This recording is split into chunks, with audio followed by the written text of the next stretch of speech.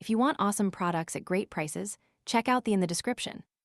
Mary Kostakidis, a prominent journalist and former SBS newsreader, is embroiled in a legal battle with the Zionist Federation of Australia, ZFA.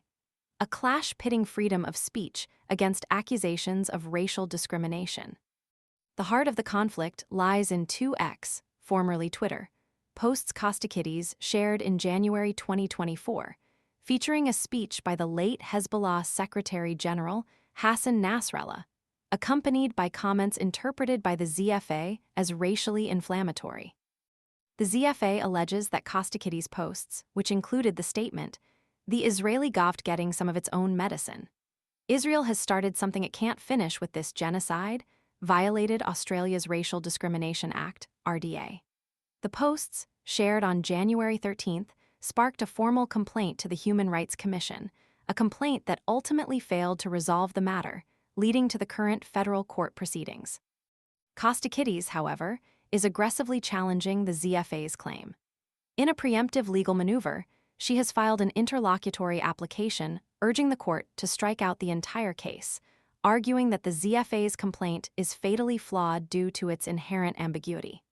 Her argument centers on the imprecise definition of who, exactly, was targeted by her posts. The application highlights the inherent complexities of identifying those offended, suggesting the claim could encompass a broad spectrum of individuals, including ethnic Arabs who observe the Jewish faith, or conversely, a person of Jewish faith but Swedish ethnicity.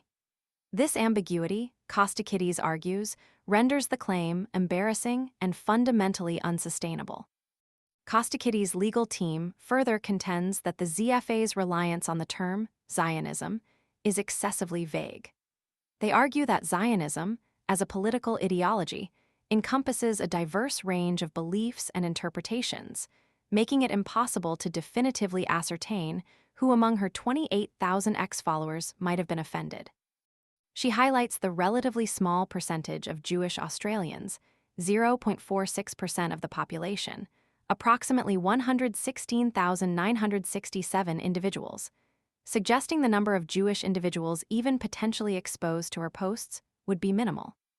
This statistical argument underscores her contention that the ZFA's claim lacks specificity and is therefore deficient. Alon Kosciuszko, the ZFA's chief executive, vehemently disagrees. In his response to Kostakidis' application, he refutes the notion that Zionism is an overly broad term.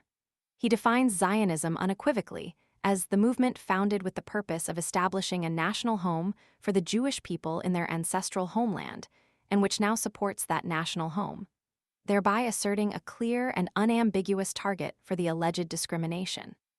Kosciuszko dismisses Kostakidis' arguments as mere procedural maneuvers designed to sidestep the substance of the ZFA's claim, labeling them as theoretical criticisms of form. He insists that the claim's target is undeniably clear: Australian Jews based on their racial or ethnic origin, and Israelis in Australia based on their national origin. Furthermore, Kosciuszko's response delves into Kostakidis' subsequent online activity, alleging she has continued to post material deemed anti-Semitic. These allegations include accusations that Kostakidis promotes conspiracy theories involving Israeli control over the U.S. government, Israeli involvement in the assassination of John F. Kennedy, an alleged alliance between Zionists and Nazis, and Israeli Mossad involvement in the September 11th attacks.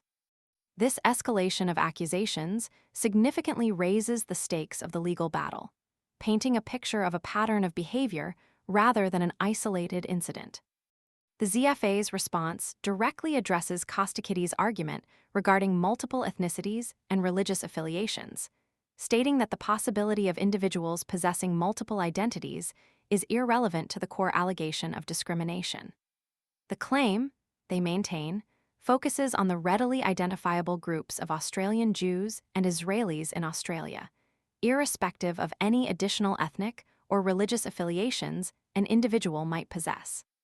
The legal clash between Kostakidis and the ZFA is scheduled to be heard by Justice Stephen MacDonald on Tuesday in Adelaide's federal court. The outcome will have significant implications for freedom of speech, the interpretation of the RDA, and the ongoing debate surrounding online hate speech and its potential legal ramifications. The court will need to carefully weigh Kostakidis' arguments regarding the ambiguity of the claim against the ZFA's assertions of clear and targeted discrimination, a legal battle that promises to be both complex and highly consequential. The case promises to set a crucial precedent regarding the definition of racial discrimination in the context of online commentary and the nuances of targeting within a diverse population. The judge's decision will not only impact this specific case, but also shape future interpretations of anti-discrimination laws in the digital age, where the boundaries of free speech and hate speech often blur. The ensuing legal proceedings are certain to be closely scrutinized by legal experts and the wider public alike, particularly given the sensitive nature of the issues at stake and the prominent individuals involved. The question of whether Kostakidis' comments constituted racial discrimination and the court's interpretation of the ambiguity within the ZFA's claim will ultimately define the outcome of this high-profile case. The court's judgment will be a significant contribution to the ongoing legal and social discourse concerning online hate speech and the limits of free expression in the digital realm.